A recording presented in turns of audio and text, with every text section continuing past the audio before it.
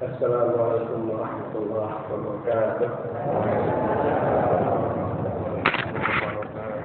Alhamdulillah liyabluwakum ayyukum ahsanu amala wa huwal azizul ghafur.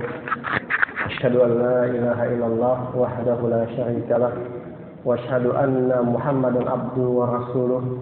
Allahumma shalli ala sayyidina Muhammadin wa ala alihi washabihi ajma'in.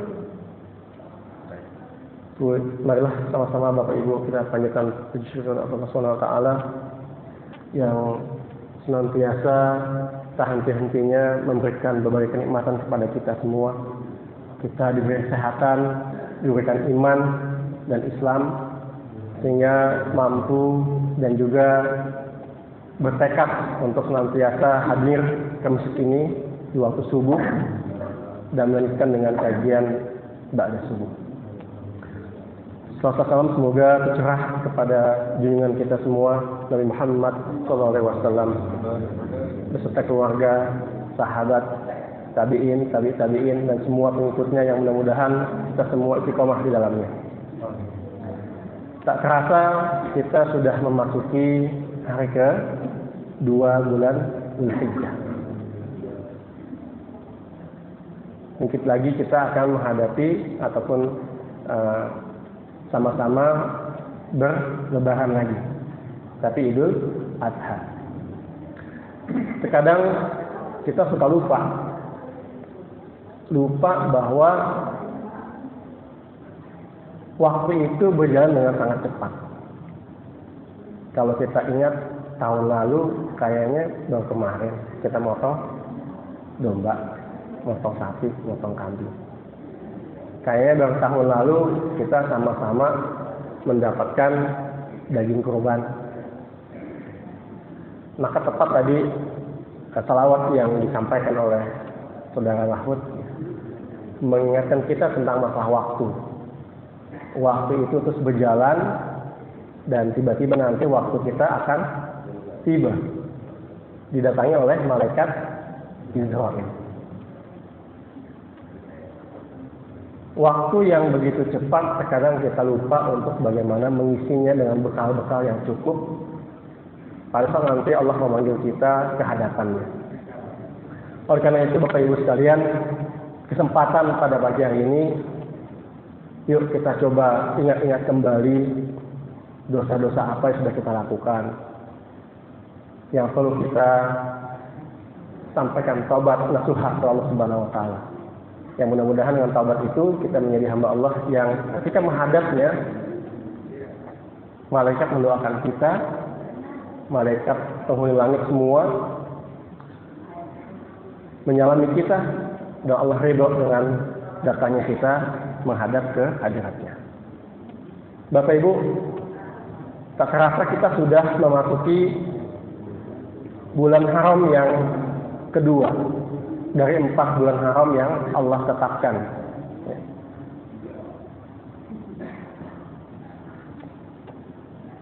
Allah berfirman bahwa sungguh jumlah bulan di sisi Allah itu ada 12 bulan.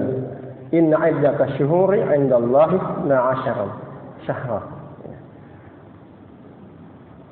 Fi kitabillahi yauma khalaqas samawati wal ardh. Dalam kitab Allah, Allahul Mahfuz, Allah sudah menetapkan 12 bulan. Minha arba'atun hurum. Dan diantaranya itu ada 4 bulan haram, 4 bulan mulia. Dzalika ad-dinul qayyim fala tazlimu fihinna anfusakum. Memuliakan 4 bulan haram itu adalah agama yang lurus, maka jangan zalimi diri kalian sendiri dengan bermaksiat di dalamnya. Surat At-Taubah ayat 36. Al-Quran hanya menyebut 4 bulan haram. Lalu di mana kita mendapatkan informasi mengenai 4 bulan itu apa saja? Itu ada dalam hadis yang diriwayatkan oleh Bukhari dan Muslim. Inna zamana qad astadara kahayatihi yawma khalaqallahu samawati wal ardh as-sanatutna 10 syahra. Sesungguhnya zaman itu berputar sebagaimana bentuknya semula di waktu Allah menciptakan langit dan bumi. Setahun itu ada 12 bulan. Minha arba'atun hurum. Yang diantaranya itu terdapat 4 bulan yang dihormati, yang dimuliakan, haram. Salasun mutawaliyatun Dzulqa'dah wa Dzulhijjah wal Muharram wa Rajabu Mudhar alladzi baina Jumada wa Sya'ban. Apa 3 bulan itu? Kata Rasul, 3 bulan berturut-turut, yaitu Dzulqa'dah, Dzulhijjah, dan Muharram. Serta 1 bulan lagi yang terpisah, yaitu Rajab Mudhar, yang terdapat di antara bulan Jumadil Akhir dan Sya'ban. Jadi kita sudah memasuki bulan yang kedua dari bulan haram tadi. Dzulqa'dah sudah lewat kemarin, Dzulhijjah, besok Muharram, lalu nanti terpisah di bulan Rajab sebelum bulan Sya'ban. Dan barang siapa yang melakukan kebaikan di 4 bulan tadi, maka Allah akan melipat gandakan. Dan sebaliknya, apabila kita melakukan kesalahan, dosa, Allah pun akan melipatkan dosa kita. Jadi kita harus berhati-hati Bapak Ibu. Di 4 bulan ini harus hati-hati. Jangan sampai kita bermaksiat. Karena tadi Allah sudah mengingatkan, janganlah kita bermaksiat di bulan. Bukan berarti katanya kita nggak kita boleh maksiat di bulan yang lain, enggak. Tetap kita dianjurkan untuk menghindari maksiat di semua bulan, tetapi kita lebih hati-hati di bulan 4 ini. Karena maksiat ataupun dosa, kesalahan, khilaf yang kita lakukan itu, ganjaran juga berlipat ganda. Ya, jadi harus banyak kebaikan, amal soleh. Tadi kita ingatkan tentang bagaimana waktu kita nanti akan dipanggil Allah Subhanahu wa taala mencabutnya nyawa kita Israel. Ya, maka kita harus membawa bekal, siapkan amal soleh kita sebaik mungkin, dan juga menghindari maksiat, dosa yang kita lakukan, khususnya di 4 bulan ini. Nah, Bapak Ibu, dari waktu kita hidup di dunia tersisa ini, maka kita perlu juga mengetahui waktu-waktu, ya, di samping juga ini tempat-tempat dan momentum-momentum yang Allah berikan kepada kita itu untuk bisa lebih memperbanyak kebaikan yang Allah memberikan kepada kita berlipat ganda. Salah satunya adalah bulan Dzulhijjah. Nah, kemarin saya sempat bertanya kepada Bapak Ibu waktu pada saat di rumah kediaman Bapak Norin, ya, Arisin. Apa sih makna Dzulhijjah itu? Apa arti Dzulhijjah? Dzulhijjah berasal dari 2 kata, Dzul dan Hijjah. Jadi ada Dzul atau Ijah. Dzul bapak-bapak, Ijah ibu-ibu. Ada Dzulkarnain, ada Dzulkifli, ada Dzulfadli gitu ya. Nah, ini Dzulhijjah, ada Dzul dan Hijjah. Bukannya Dzul dan Ijah ya. Dzul dan Hijjah. Dzul maknanya atau artinya sebagai pemilik. Dzul pemilik, Hijjah artinya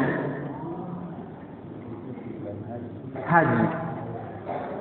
Jadi bulan Dzulhijjah maknanya adalah bulan pemilik haji. Siapa? Allah Subhanahu wa taala yang punya bulan haji. Semua makhluk di dunia ini adalah milik Allah Subhanahu wa taala. Maka dari penamaannya saja sudah sangat luar biasa maknanya. Ya. Dan pada bulan Dzulhijjah ini sebetulnya sudah dilakukan ritual haji sebelum datangnya Rasulullah SAW. Kenapa? Karena sejak zaman Nabi Ibrahim alaihissalam sudah dilaksanakan ajaran-ajaran beliau tentang haji. Jadi pada zaman jahiliyah pun sudah terbiasa adanya tawaf gitu ya di Ka'bah. Nah, ini yang kemudian makna namanya saja sudah sangat luar biasa, sangat mendalam, ya. Apalagi kalau kita kaji keutamaan-keutamaannya. Bulan haji itu, Bapak Ibu, bukan hanya bulan Dzulhijjah, tapi juga ada bulan-bulan yang lain. Tapi berhaji tidak dengan bulan Dzulhijjah tidak sah hajinya. Mikot sebagai salah satu awal untuk berhaji itu dapat dilakukan di bulan Syawal. Jadi bulan haji itu bulan Syawal, Dzulqa'dah dan Dzulhijjah. Ya, jadi boleh mikotnya di bulan Syawal sampai nanti tanggal 10 Dzulhijjah terbit matahari. Bapak Ibu, kita bicara masalah keutamaan. Keutamaan bulan Dzulhijjah. Maka kita perlu juga sebetulnya kemarin nih waktu bulan Dzulqa'dah itu merencanakan kebaikan-kebaikan, amal-amalan yang bisa kita lakukan saat bulan Dzulhijjah. Tapi nggak selamat Bapak Ibu. Masih ada beberapa hari lagi sampai hari ke-10 bulan Dzulhijjah. Ditambah nanti kita juga tahun depan masih ada bulan Dzulhijjah. Insya Allah, mudah-mudahan Allah memberikan umur kita panjang, bertemu kembali dengan bulan Dzulhijjah di tahun depan. Kita bisa merencanakan rencana-rencana kita untuk berhaji maupun berumrah. Dan kalau kita bicara masalah rencana kebaikan-kebaikan, maka kita bisa melihat kepada hadis yang disampaikan oleh Rasulullah SAW melalui Ibnu Abbas radhiyallahu anhu. Ya, saya bacakan artinya saja, karena cukup panjang hadisnya. Nabi bersabda, sesungguhnya Allah menulis kebaikan-kebaikan dan kesalahan-kesalahan, kemudian menjelaskannya. Barang siapa berniat melakukan kebaikan, ya, baru niat nih Bapak Ibu, belum ngapa-ngapain nih, baru niat aja. Namun dia tidak jadi melakukannya, pengen banget haji tahun depan, tapi belum jadi jalan, belum juga daftar haji, baru niat doang. Kata Allah, Allah tetap menuliskannya sebagai satu kebaikan. Jadi banyakin niat, walaupun belum tentu jadi. Ya. Niatnya diperkuat, insya Allah jadi. Jadi kata Allah, Allah tetap menuliskannya sebagai satu kebaikan yang sempurna di sisinya. Ya, tambahan sempurna di sisinya. Jika ia berniat berbuat kebaikan, kemudian mengerjakannya, maka Allah menulisnya di sisinya sebagai 10 kebaikan hingga 700 kali lipat sampai kelipatan yang tak terhingga. Tergantung nanti kuatnya niat kita. Jadi kalau punya niat, nggak jadi laksanakan, dapat satu kebaikan yang sempurna di sisi Allah. Kalau nggak jadi ya. Kalau kita laksanakan, Allah catat sebagai satu kebaikan, bahkan berlipat ganda. Nah, Allah menjadi 10 kebaikan, lalu melipat gandakannya ke 70 dan 700 dan sampai tak terhingga. 10, 700, tak terhingga. Ya. Maka ketika kita sudah menetapkan niat, bulan Dzulhijjah nih, baik kebaikan-kebaikan yang ada di dalamnya, tanggal 1 sampai tanggal 10 adalah waktu-waktu yang sangat luar biasa kemuliaannya. Ya, nanti kita akan bahas di setelah ini, gitu ya. Untuk berpuasa, beramal soleh, dan sebagainya, maka Allah akan melipat gandakan, ya, 10 atau 700 atau tak terhingga. Kemarin saya hadir dalam acara akad nikah ya, di tempatnya Bapak itu sempat melihat gitu ya, ada saudara kita, senior kita yang berpuasa nggak ikut makan gitu, dalam acara tersebut, dan itu diniatkan sebagai puasa Dzulhijjah. Ya. Itu Allah akan membalasnya insya Allah 10 kebaikan sampai 700 kali lipat sampai tak terhingga. Ya. Kemudian sebaliknya, barang siapa berbuat buruk namun dia tidak jadi melakukannya, kira-kira gimana Pak Bu? Kita ada niat jelek nih. Nih ada barang kegeletak, nggak ada keluarnya nih. Kayaknya bagus isinya nih, ambil ah. Itu niat tuh. Kira-kira gimana Bapak Ibu? Ditulis ya sama Allah? Kita ada niat nih. Allah catat nggak?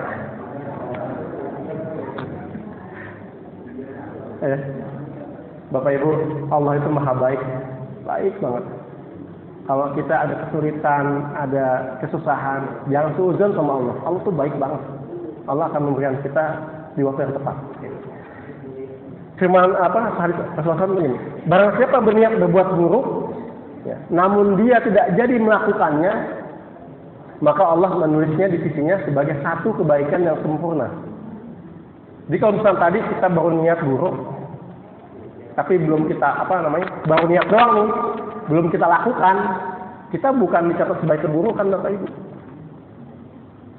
Kita sudah punya niat buruk, tapi nggak jadi melakukan. Tadi kan baru niat nih, niat nggak dicatat lah sebagai suatu keburukannya. Kita sudah niat, tapi nggak jadi. Aduh, astagfirullahaladzim, ingat dosa. Yang tadi mau mencuri, mau ngambil orang lain, ingat dosa, istighfar, nggak jadi. Maka Allah menulisnya di sisinya itu sebagai satu kebaikan yang sempurna. Jadi kalau punya niat-niat jahat, diingat-ingat untuk batalin. Gitu. Karena kenapa? Dapat satu kebaikan yang sempurna.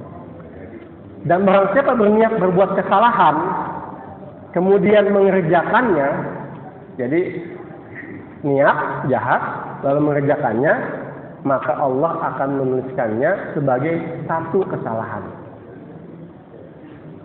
Tadi kalau kita berbuat kebaikan, niat kita lakukan 10 kebaikan sampai 700, sampai tak terhingga. Tapi kalau keburukan, ketika dikerjakan, Allah hanya mencatat sebagai satu kesalahan. Baik nggak Bu? Allah baik banget. Nah, tapi jangan merasa cuma satu dicatatnya kesalahan kita kalau kita nyolong. Ya. Ingat, ini bulan haram, bulan yang mulia. Allah melipat gandakan kesalahan kita. Allah melipatkan dosa-dosa kita di saat bulan haram. 4 bulan Bapak Ibu apa saja? Yang pertama Dzulqa'dah, kedua Dzulhijjah, ketiga Muharram, keempat Rajab. Diingat-ingat Bapak Ibu, jangan melakukan dosa-dosa, apalagi dosa besar Ibu, di 4 bulan ini. Baik. Maka hendaknya kita senantiasa bersyukur kepada Allah Subhanahu wa taala bahwa Allah memberikan nikmat yang begitu luar biasa, dan mudah-mudahan kita bisa memanfaatkan waktu yang diberikan itu untuk berbuat kebaikan-kebaikan sehingga Allah membalasnya dengan kebaikan yang tidak terhingga, dan kita mampu dihindarkan dari segala kejahatan, keburukan yang kita lakukan. Bapak Ibu sekalian, ada sebuah hadis juga yang sampai oleh Rasulullah SAW, gitu ya, cukup panjang juga, bisa baca artinya saja. Ini tentang niat juga, gitu ya, masalah niat. Tadi kan niat kebaikan, kedua niat keburukan. Sesungguhnya dunia itu untuk 4 orang. Dikit amat ya. Dunia ini hanya untuk 4 orang. Kita di bawah bayar nih Bapak Ibu. Tapi kata Rasul, sesungguhnya dunia itu untuk 4 orang. Siapa saja? Pertama, seorang hamba yang dikaruniai Allah berupa harta dan ilmu. Siapa? Hamba Allah yang Allah berikan harta dan ilmu. Dengan ilmu dan harta tersebut, ia bertakwa kepada Allah dan menyambung silaturahim. Dia mengetahui bahwa Allah memiliki hak padanya, jadi hak pada harta dan pada ilmunya. Ini adalah tingkatan yang paling baik. Jadi dengan harta dan ilmunya, dia bertakwa kepada Allah dan menyambung tali silaturahim. Ya. dengan harta dan ilmunya. Dan ia paham bahwa Allah punya hak atas kedua tersebut. Dan itulah tingkatan yang paling baik dari 4 orang tadi, 4 golongan. Kedua adalah hamba yang diberi ilmu oleh Allah, tapi nggak diberi harta. Pintar, alim, ilmunya banyak, tapi Allah nggak kasih dia harta. Ada nggak Bapak Ibu? Banyak ya? Banyak. Niatnya ikhlas, tulus. Dia berkata, andai saja aku memiliki harta, niscaya aku akan melakukan amalan si fulan yang tadi memiliki harta. Jadi hanya punya ilmu, tapi nggak punya harta, tapi berniat, andaikan Allah memberikan rezeki berupa harta, aku akan melakukan kebaikan seperti si fulan. Kalau punya uang, pengen infak, pengen sedekah. Ada uang, pengen kurban. Ya. Allah menitipkan lebih banyak ilmu kepadanya. Hartanya kurang. Lalu apa kata Rasulullah? Maka dia mendapatkan apa yang dia niatkan. Pahala mereka berdua sama. Jadi orang yang berilmu nggak punya harta, tapi niatnya ingin melakukan hal yang sama dengan yang punya harta, maka pahalanya keduanya sama. Baik banget Allah itu ya, Bapak Ibu. Kita nggak punya harta, cuma niat doang, Allah kasih kebaikan yang sama dengan orang yang punya harta yang tadi juga sudah menginfakkan hartanya. Jadi jangan khawatir ketika kita mengenal Allah Subhanahu wa taala, kita nggak punya kebaikan-kebaikan yang kita tanam. Yang penting banyakin niat. Ya, kita nggak punya uang, niat aja dulu. Ya Allah, kalau punya uang pengen deh menghajiin orang tua, niat Bapak Ibu, dapat pahala yang sama dengan orang yang punya harta dan menghajikan orang tuanya. Enak benar. Apalagi niatnya di bulan haram, akan Allah lipat gandakan. Yang ketiga adalah hamba yang diberi oleh Allah harta, tapi tidak diberi ilmu. Balikan. Yang tadi ilmu, nggak punya harta, ya ini ya punyanya harta tapi nggak dikasih ilmu. Dia melangkah serampangan tanpa ilmu dalam menggunakan hartanya. Dia punya harta tapi nggak punya ilmu. Dia berbuat serampangan, berantakan dengan hartanya. Dia tidak takut kepada Allah dengan hartanya itu dan tidak menyambung silaturahim. Dia menggunakan hartanya di jalan yang salah dan dia tidak menyambung suatu rahim. Ketika rahim itu kan ya minimal datang bawa oleh-oleh gitu ya. Ngasih sesuatu yang baik buat saudaranya. Dan yang bersangkutan tidak mengetahui hak Allah padanya. Nggak tahu hak Allah terhadap hartanya. Ya. Maka ini adalah kata Rasulullah SAW tingkatan yang terburuk. Jadi hati-hati Bapak Ibu, kalau kita punya harta banyak, ilmu kita kurang, ilmu agama maksudnya ya, hati-hati kita bisa terjerumus kepada tingkatan manusia terburuk. Apalagi kita nggak satu rahim, kita nggak takut ya, untuk menggunakan harta yang kita miliki di jalan yang salah. Jadi yang pertama, punya harta, punya ilmu. Yang kedua, punya ilmu, nggak punya harta. Yang ketiga, punya harta, nggak punya ilmu. Allah, Rasul sudah bilang ini yang terburuk. Gimana yang keempat ya?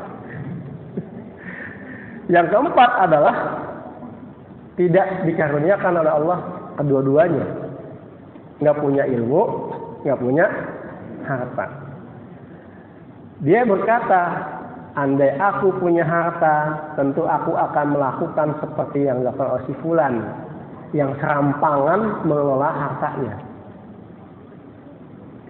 Karena nggak punya ilmu, kalau punya ilmu kan dia nggak akan ngomong begitu.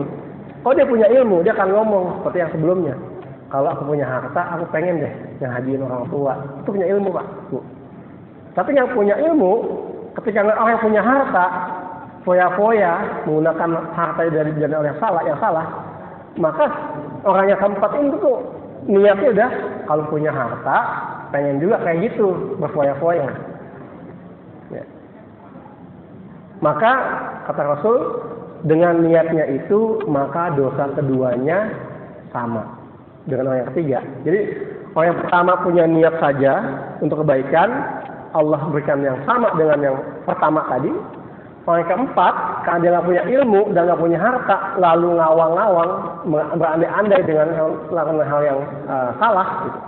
Maka dia mendapatkan keburukan yang sama dengan orang tadi yang ketiga. Yang ketiga keburukan ya, berarti yang keempat juga terburuk. Dua baik, dua tidak baik. Maka Bapak Ibu, mumpung masih ada hayat di kandung badan, perbanyaklah niat melakukan kebaikan. Walaupun kita belum punya apa-apa. Belum punya uang buat daftar haji. Belum punya uang buat daftar umroh. Belum punya uang untuk menghajikan orang tua. Belum punya uang untuk mengumrahkan orang tua, saudara, sanak famili gitu ya. Maka kita niatkan saja dulu. Terlebih di bulan Dzulhijjah, kita sambil berdoa, berharap Allah mengabulkan. Okay.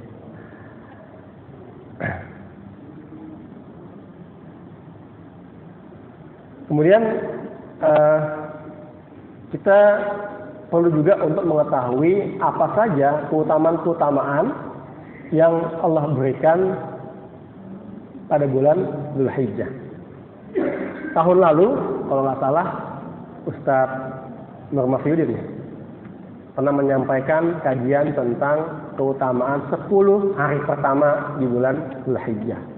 Maka tidak salahnya kami juga mengingatkan, menyampaikan kembali apa yang beliau sampaikan. Ada beberapa hadis Nabi yang menunjukkan keistimewaan ataupun keutamaan 10 hari pertama di bulan Dzulhijjah. Yang pertama,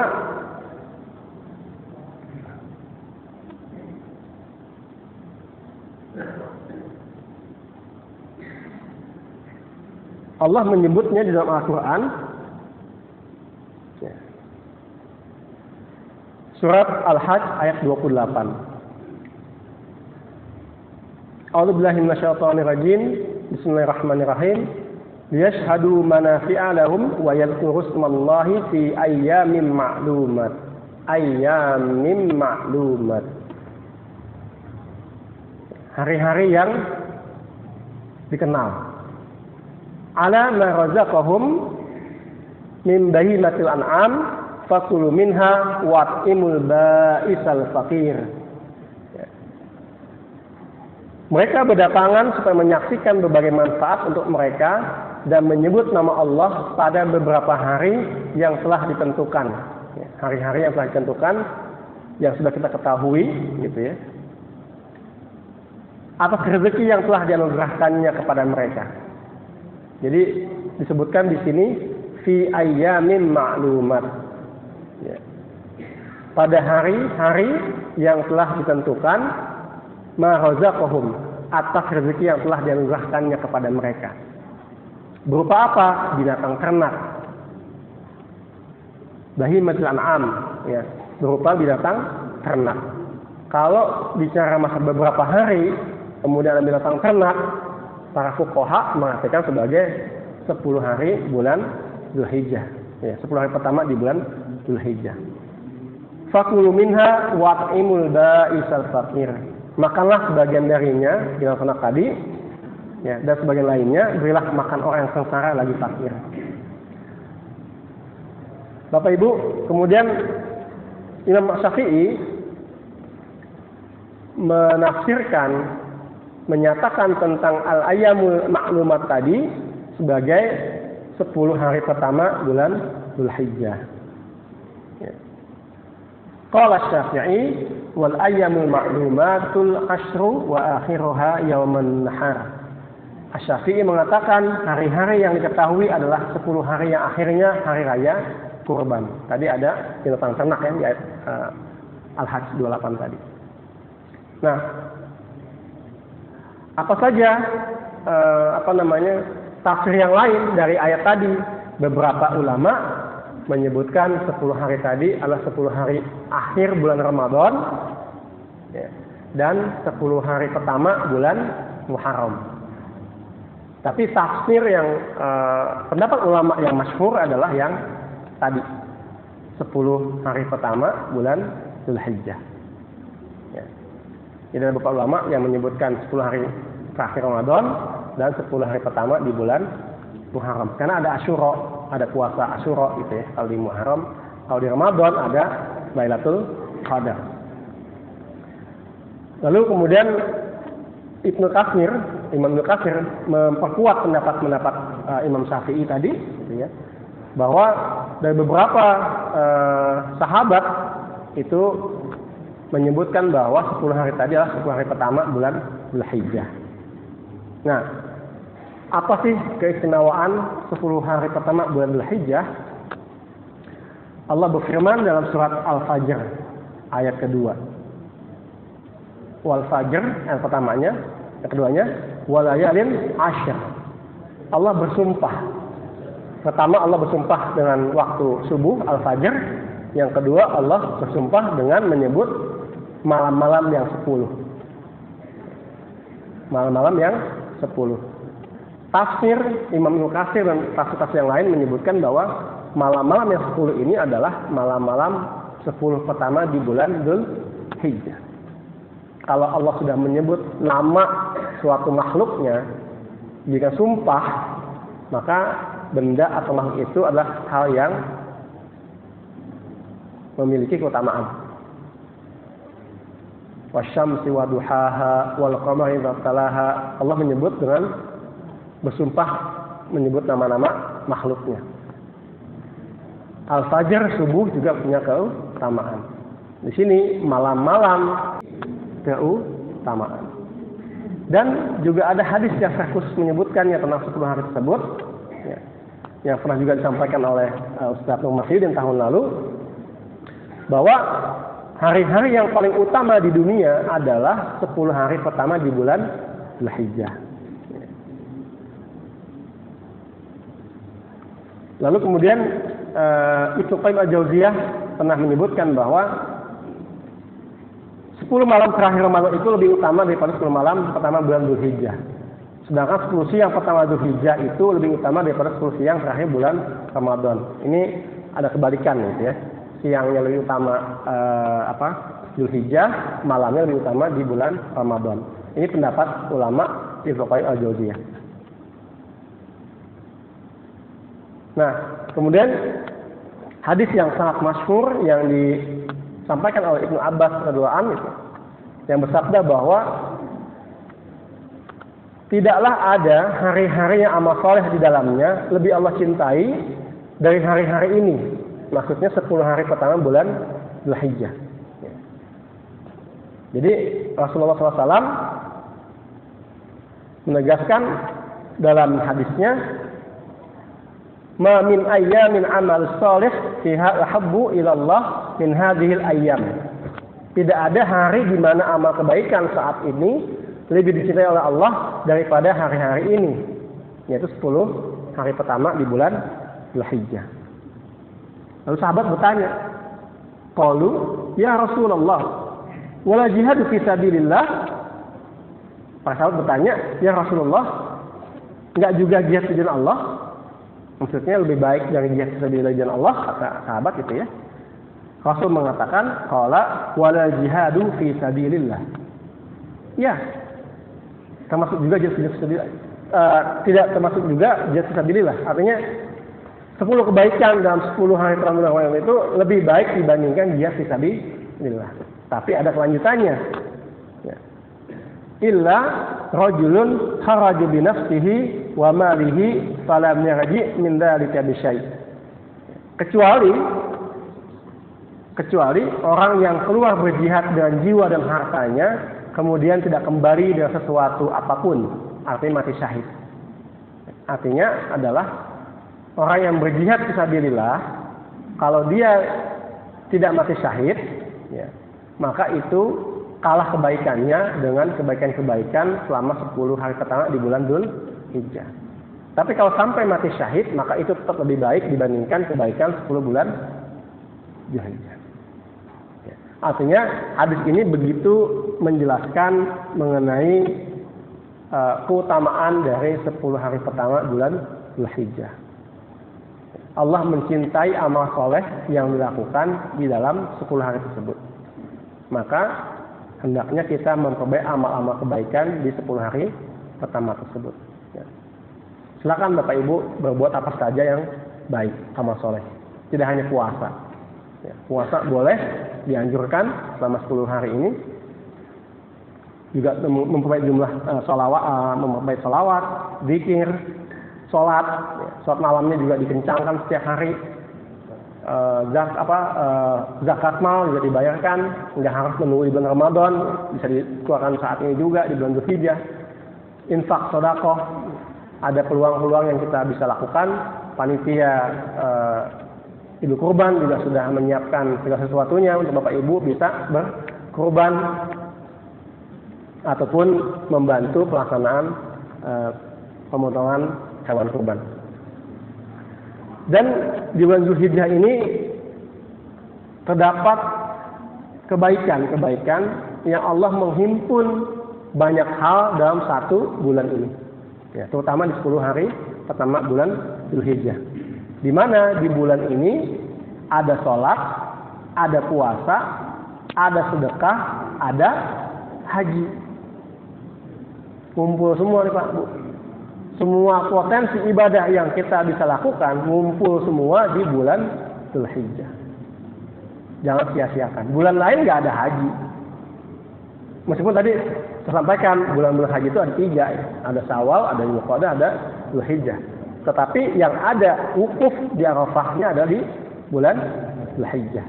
Ya, maka di bulan Dzulhijjah ngumpul pahala-pahala yang Allah berikan untuk semua ibadah-ibadah tadi. Yang Allah tidak berikan di bulan-bulan lain. Di Ramadan nggak ada haji Bapak Ibu. Ya, di Dzulhijjah ada haji.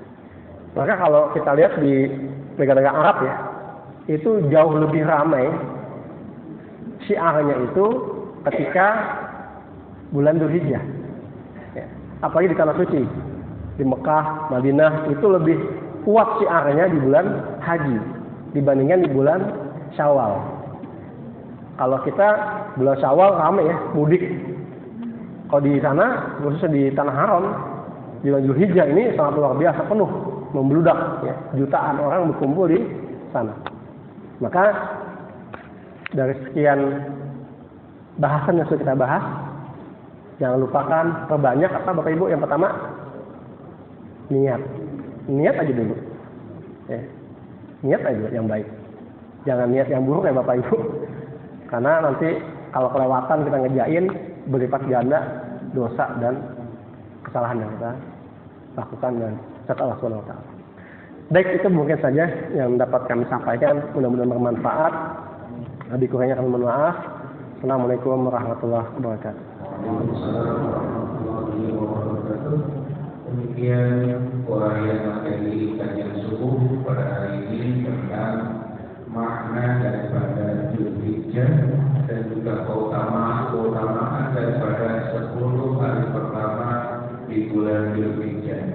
Untuk itu kepada jamaah sekalian diberikan kesempatan untuk bertanya terkait materi yang disampaikan atau di luar materi kepada Bapak atau Ibu yang sudah bertanya dipersilakan. Ini dari bapak-bapaknya. Ya silakan. Mengatakan dalam bulan itu dilarang berbuat maksiat kebaikan ya, atau sebaliknya kita berbuat kebaikan. Dan di dalam 4 bulan itu peristiwa apa aja yang telah terjadi dan apa keistimewaan 4 bulan itu? Ya. Peristiwa di 4 bulan Maret dari mulai yang tadi disebutkan itu ada peristiwa apa saja. Kemudian satu lagi pertanyaan dari sekalian dari ibunya diberikan kesempatan, silakan. Ada yang bertanya? Mewakili? Ya silakan mewakili ibu berarti. Bismillahirrahmanirrahim. Assalamualaikum warahmatullahi wabarakatuh. Waalaikumsalam warahmatullahi wabarakatuh. Saya mau bertanya tentang sholat Ustaz. Tentang sholat gimana ya? Saya sering mancing, saya sering kemudian jauh, yang kadang-kadang sering meninggalkan sholat kewajiban. Pertanyaannya, di saat saya pergi jauh atau saya bekerja, sholat tidur saya ketinggalan. Akhirnya saya sholat di waktu asar. Apakah sholat zuhur saya jamak atau dipotong atau dikodok? Kalau sholat di waktu zuhur kita menjamak maghrib, sholat asar harus pergi jauh.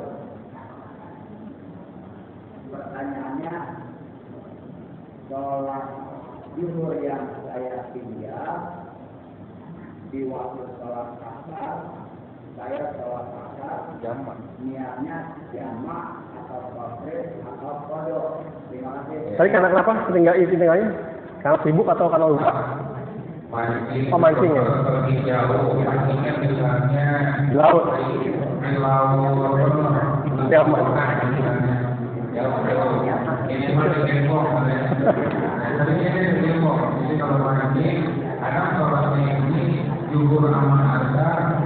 Kalau di awal itu tidak dari jamannya dari jaman takdir, kalau di akhir jaman takdir atau di kosor, ya baik itu di waktu zuhur maupun waktu asar.